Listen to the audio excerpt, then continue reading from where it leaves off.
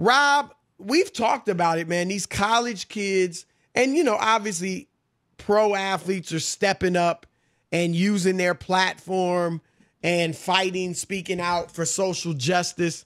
But these college kids don't take a backseat to anybody. And the Pac-12, and we're going to be joined shortly in a matter of 10, 12 minutes by Rudy Carpenter, former Arizona State quarterback, who broke this story in a series of tweets over the weekend.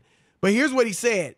Pac-12 football players have created a list of demands for the Pac-12 universities to take into consideration. If the demands are not addressed, complied with, the players are threatening to sit out the season, Rob. There is significant support growing among all 12 teams, with 50 or more players on many of the teams in support of this action and the demands list. The initial idea was to create a players union, but they decided time didn't allow for that, and they figured the best way to create the change they want is to boycott the season. No, Chris, because they tried to do that at Northwestern. You remember that? Right. And they need a union because you need to speak as one, all college football players. That's why how they take advantage of these guys, because there's nobody who represents them as a whole. Right. So just individual cases. That's like Maurice Clarett with Ohio State. You remember that? Yep. That didn't work out for him. He needed like a union to back him up. Here's where it gets really interesting, Rob. Things they are asking for is a 50-50 revenue share, 6 years insurance upon graduation, better COVID-19 testing and protocols, and more. The player-led group is being spearheaded at Cal, Cal Berkeley football, and they've been holding phone calls with other Pac-12 teams. There's some kind of players-only meeting / vote that will be taking place shortly. Interesting. What hit me, Rob, was that they want a 50-50 revenue share and 6 years of insurance upon graduation. I'm all for players, college athletes getting paid, but this seems like going from 0 to 100 really quickly. Sometimes that's what it takes for change to it. You start out with a demand that seems outlandish and you land somewhere in the middle. But it seems like a heck of a lot to all of a sudden you want a 50-50 revenue share. I don't have a problem with it. You always ask for more than you really want, Chris, because it's like a negotiating thing. So that if you ask for that and they go, whoa, okay, we want to do business with you, we'll figure this out. But you wind up getting what you want. Do you know what I'm saying? Yep. So I think that's like putting them on alert. And letting them know that you mean business by asking for some hefty stuff. And I get it. It's a big change from what has been the status quo in college football, but it's not outrageous. It's not outrageous to ask for some stuff. I love that they're thinking even better than the NFL players about health care, Chris. I love that. I love that. I'm not sure if the NFL players get 50%. They may, it's around there, but it might even be a little bit lower. Rob G, if you can look that up quickly. But like I said, even if it's less, you ask for more so that if you get 30%, Chris, you'd be happy because you were getting 0. Right. You see what I'm saying? So you don't go, well, we want 10% because then 10% turns into 5. NFL players get 47% right now. So you're right. I'm sure they're not expecting 50, but look, this is generated from where? Cal. And no shade, but it's not Alabama. It's not LSU. It's Cal Berkeley, Rob. A lot of these kids not going to the NFL. These are some smart, not the guys at LSU. I'm from Louisiana. Not the guys at LSU and Alabama aren't smart, but their football teams are much better than Cal. All right. And these kids been studying, and it looks like they've put in some work, Rob.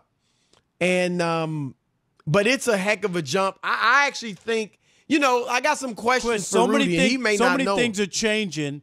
This is the time to try to capitalize on it, right? Yeah. I mean, it's now or never. Everything is changing. That makes sense. Everything is changing.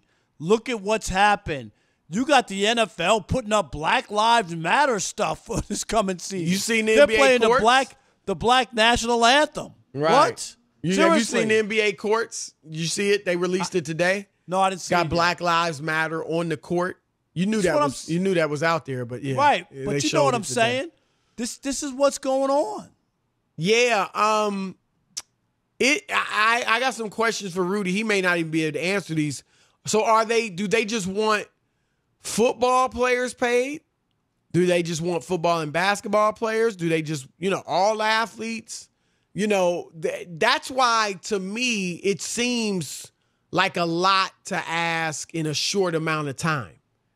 That's what I'm saying. Like, and look, I'm all for, I'm of the belief that if players were to get paid, like I think what they're beginning to do now or in some of the states is right. Like, let players capitalize off their image. I think that's a good first step. Not that should be the only step eventually, but I think that's good. Because even if it's a golfer, if it's a female golfer, never mind golf doesn't make money for the college, but if there's a great female prodigy and, Nike or somebody wants to pay her to endorse their product while she's in college, I think she should be able to capitalize.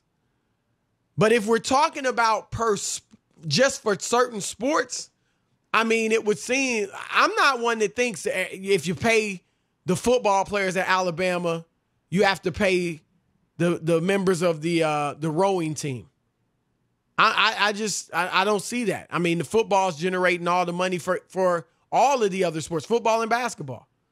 So I'm not one that thinks that everybody has to get paid just because, the inequities in football and basketball where they're making so much money and the players aren't getting any of it, that means every single athlete on campus needs to get paid. It's a lot to think about. Does the 51st man who never plays or who only plays on kickoffs get as much as the starting quarterback?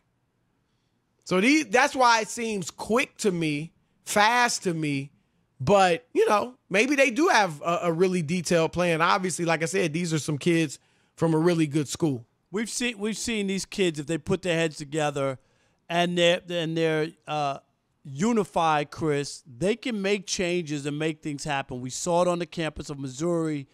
It is doable. It is if you're together. And if you start, what changes things, Chris? What changed Washington after all these decades of saying, no, they're not changing their name, to all of a sudden changing it? You know what it is? Pressure. Financial pressure, though, right? Yeah. So you take away their revenue and say, well, if we don't get some of it, you won't get any. Right. How about that? You won't get any. Yep. That's what makes doubt. Changes. What they're proposing, I mean, when you look at this, okay, 50-50 revenue share, 6 years of insurance upon graduation, that's like a pro league. That's what it sounds like. It sounds like it is. And look, let's keep it real. In a lot of cases, it is like a minor league in a lot of cases. It is, kids, we even seen one of our friends of the show, Robert Smith. You remember the big stink he was in at Ohio State, Rob? He wanted to be a medical doctor. Right. Coach told him he was studying too much. He quit the team. So, right. I'm in college. What you saying? Right. All right. Right. I got it. All right. I'm good. I'll quit. All right. Rob G's got some news on this. What's up? Well, quickly, guys, want to let you know that it's fitting that Cal is the school that kind of started this movement here, considering that their athletic department has operated in the red for the last 4 years. And it's all because they had a stadium upgrade that was way too expensive given to what their quality of their football team is. Right. And according to their chancellor, this was back in 2018, Carol Christ, she says she hopes to have a balanced budget by the 2020 fiscal year. So I don't know about that. So 50-50 of nothing. Yeah, of negative.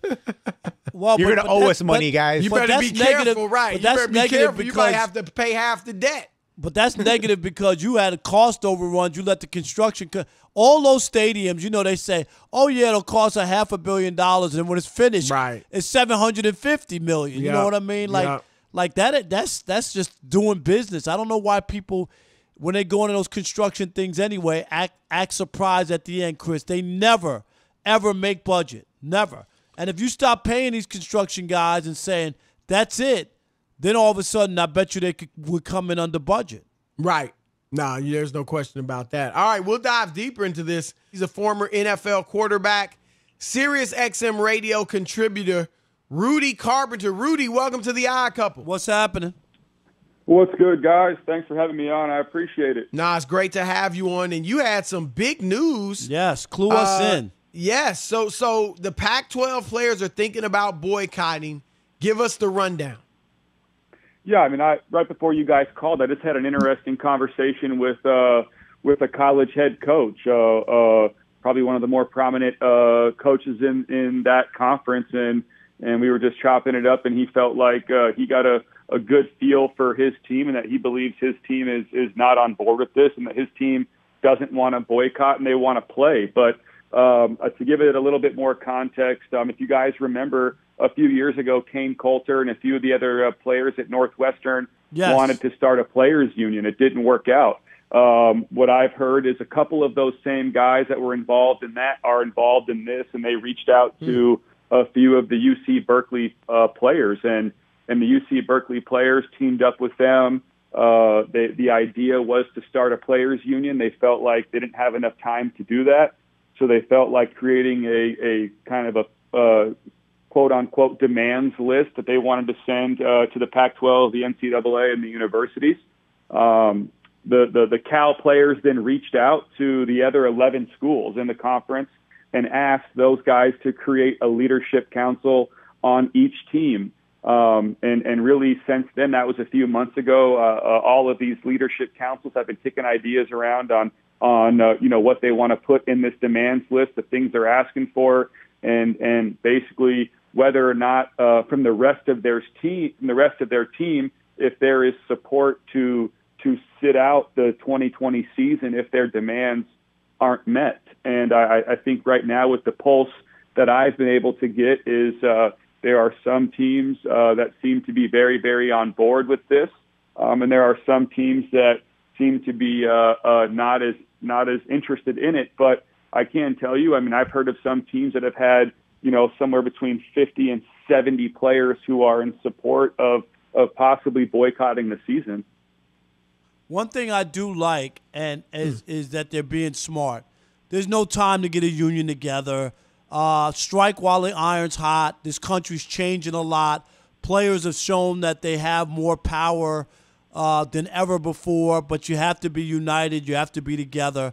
So I love the whole idea. I thought what they did to those students and those football players at Northwestern wasn't right. What they were trying to do was be organized, because you need to be represented by somebody as a group. Otherwise, you have no voice if it's just individual players. So I love everything about it, and I know that they've asked for the moon. They don't have to get the moon, but they can get some stars if they stick to their guns and have some of these universities start sharing some of this wealth that they've gotten when it comes to football. Yeah, I mean, I think that's a interesting situation. Me and you probably have very different views, very different maybe political views or views on unions. Look, I'm a free market guy, and I'm all for players, whether it's in the NFL, the NBA, professional sports, or in college. I'm all for players getting a much larger piece of the pie. I'm always for that, and I'll never not be for that. But I also think it's important for some people to understand that the Pac-12 last year did take a $12 million loss, and the Pac-12 right now is a struggling conference. They're flailing. They're having a hard time staying relevant, and the local players in many of the Southern California high schools are fleeing the Pac-12 and going to play in the SEC. So the Pac-12 right now has a lot of problems. We're also in a major economic issue right now, and we've already seen places like Stanford, who have dang near close to $1 billion in endowment, just cut 11 varsity sports. So I'm just not. But look, I'm always for players getting paid. Don't get me wrong, and I actually just believe the name, image, and likeness thing is just a start. Have some of the coaches lop off half of their salaries, since they're making millions of dollars. coach amateur sports, or reduce the ticket prices, or some of these universities, all that television money. I get it. For the Pac-12, woe is me and things aren't great. There were a lot of great years where they made a lot of money as well, and the kids didn't share in it. So I get your point. You're never going to hear me argue what it costs to go to a university today. To me, is absurd. It's a lot of money, and you're never going to hear me argue what some of these college coaches are getting paid is absolutely crazy. Dabo Swinney, Nick Saban. You look at Jimbo Fisher's deal at Texas A&M. It's absurd. $75 million, $93 million. You're never going to hear me complain. There's obviously money in these coffers to go around, and as I've said, I want players to get a much larger piece of the pie here. So I agree, but also where I probably disagree with you is I'm never going to try to dig in somebody else's pocket, and I'm never going to try to tell somebody else, what they should be doing from a moral standpoint regarding their money and what they do. That's just my opinion. Rudy, from where they're at now, it just, when I read your tweet, it sounded like a heck of a jump from you're not paid at all to 50% of the revenue, a 50-50 split, and then 6 years of insurance after graduation. Is that just to, hey, we're asking for the moon so that we can land somewhere in the middle? Or, that seems like a lot of jump. I know you said they've been doing this for months, so maybe they're a lot further along than we expect. But does that seem like a heck of a jump from where they're at now to going all of a sudden to a 50-50 revenue split? Well, look, I think it is a heck of a jump, but I think you're absolutely right in the sense that, I think this is just a place where they want to start their negotiations, right? I think that's kind of the way that they look at it. Now, with that being said, here's the problem. I mean, amateurism still does exist, right?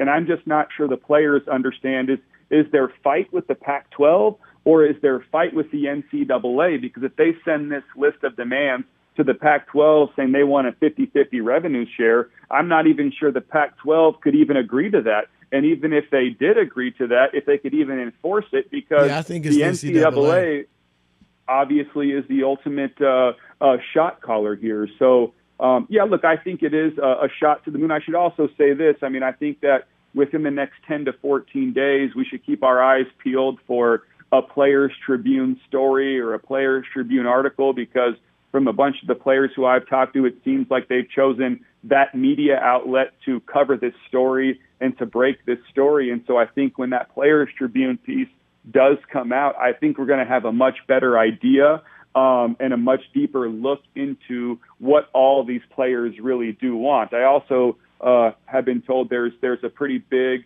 or at least a significant portion of this is some social justice things that they want to add into this negotiation as well. Rudy, great stuff. We really appreciate the insight. And as more of this story comes out, maybe we'll get you on again.